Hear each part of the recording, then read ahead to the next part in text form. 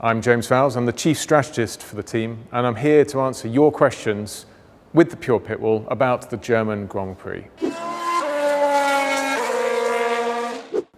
We knew that the weather conditions were going to be varied going into the German Grand Prix. There was rain on the horizon.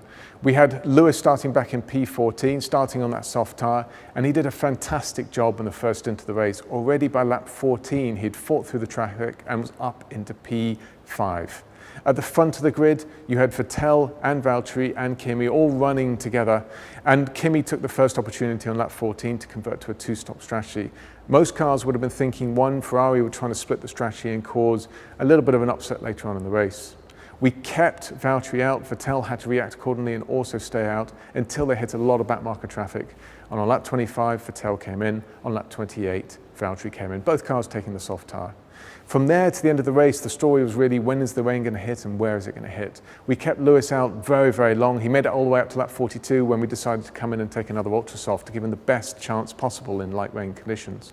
The rain hit, you saw what it was very difficult, cars spinning off everywhere, and Vettel eventually went off on lap 52 of the race at turn 13, bringing out the safety car. We boxed both cars, Valtteri came in, and there were no tyres available for him immediately, so we had to wait for the tyres to be fitted. Lewis came in and then went straight back out again onto track, which we'll go through later.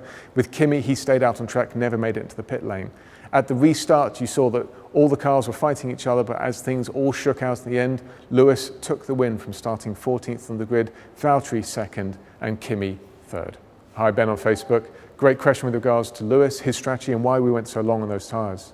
We took the soft tyre at the beginning of the race with the intention of running very long, and Lewis, in the end, did the longest first stint of anyone. We were continuously monitoring and talking to him about how the tyres are and what the state is with them to make sure we could push them along and there was still life left in the tyres. We knew there wasn't a chance of rain, but we believed it to be very light later on, and one of the best things you could have is fresh ultra soft tyres rather than a very used soft tyre in those conditions. When we stopped, we were 25 seconds behind Vettel, but Lewis did a fantastic job and managed to pull all that lead pack back in to within 11 seconds of him, so a gain of 14 seconds overall. Correct decision, put ourselves in a very good position in order to then go on to win the race. Hi, Michael on Facebook. Thank you very much for your question with regards to what tyre we fitted with Lewis during his first stop. It wasn't into wet conditions clearly at that point, so it had to be a dry compound, and you want the one that provides the most grip available to you, which of our selection is the ultra soft there. It provides the best grip in those greasy conditions. So really a straightforward decision. Hi Ryan, thank you for your question, which came via Twitter, which was regards to how do we know it was going to rain at turn 6.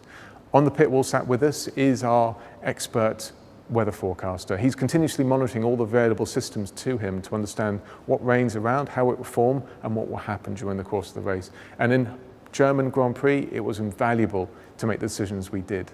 What he could see is even at the beginning of the race, there was a rain cell forming just 4 kilometers away, so very, very close, but didn't hit the circuit.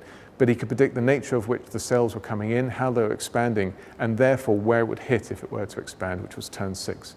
He informed both engineers, which then informed the drivers, and allowed us to prepare in the best way possible for what was then going to happen. He also forecast that the rain would be light and not covering all of the circuit. Hi Jose, thank you for your question, which came via Instagram, which is about when and why did we decide not to fit the wet tyres during the course of the race.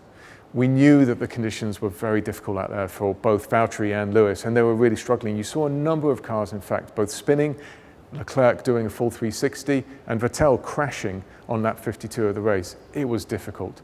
There was 1 to 2 laps that were into the interconditions, around lap 51, 52. Everything else was very much still faster on slicks, if not extremely difficult, and we knew that.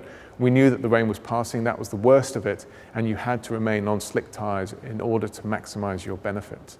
At one point in that race, on lap 46, there was every single compound used. There was a medium, a soft, an ultra soft, an inter, and an X-wet, just to show you how difficult the conditions were out there to both predict and work with. Both Valtteri and Lewis did an incredible job, kept it on the track, and ultimately that's what led to a fantastic 1-2.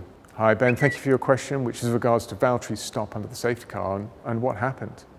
We had a few seconds to react with Valtteri. We got him into the pit lane, he did a great job. What then happened was a miscommunication on what tyres were required, and intermediate tyres were called. That was incorrect. We knew Ultrasoft was going to be the correct tyre. The conditions right then and there were intermediate, but what was going to happen is after the safety car appeared, they were 100% going to be back into Ultrasoft or dry conditions. What then happened is, given the high pressure situation, the guys did a fantastic job, and something we purposely trained for. They dealt with it in an extremely calm manner, got the correct tyres for Valtteri's car of the correct specification, and all four were bolted to the car, and the car left the pit lane in a very short period of time afterwards. Hi Evan, thank you very much for your question which came via Instagram, which was about Lewis's stop under the safety car and just what happened. A question I'm sure many of you are asking yourself. It was quite evident it didn't all go to plan. On lap 52, Valtteri was in turn 15 when the safety car was deployed. That's around a 2.5 seconds reaction time that we have to get him in before he's at the pit lane entry. And with Lewis, we only had a few seconds more than that. So it's not very long in order to coordinate two drivers, an engineering team, and all of the pit crew to come out in the pit lane with the correct tyres. It creates a huge amount of radio traffic, and indeed too much. It was mostly chaotic during that point in time with a lot of transmissions everywhere. And as a result of it, there was a miscommunication to Lewis. He understood that he should go back out on track, and he completed that. He drove across the grass and got back out on track again. The reality behind all of it is that actually that turned out to be extremely fortunate given the issues that we had with Valtteri and the tyres at the pit stop. It put Lewis in the lead of the race, and those tyres were able to recover. We could indeed have stopped next lap as Kimi did, but decided to keep him out there and keep those tyres going. It's his best chance of winning the race, and it worked out very well. Hi Jess, thank you for your question which came via Twitter. It was about Lewis and where could he finish without rain or safety cars in the German Grand Prix. Before the race, we'd sat down with Lewis extensively and gone through the various options available to him. And one thing that was clear was he had to fight through traffic very, very quickly. And by around about lap 14, he'd done that. He'd done a fantastic job. The second was that his best result today would come from taking the soft tyres very, very long, as others may be suffering with blistering or convert to a two-stop. Again, he did a fantastic job taking those tyres all the way up into lap 42, going back onto the ultra-soft tyres. In the morning, we had predicted that fifth was very much achievable, but to get a podium, we needed something more. We needed a safety car, we needed some set of conditions to push us there.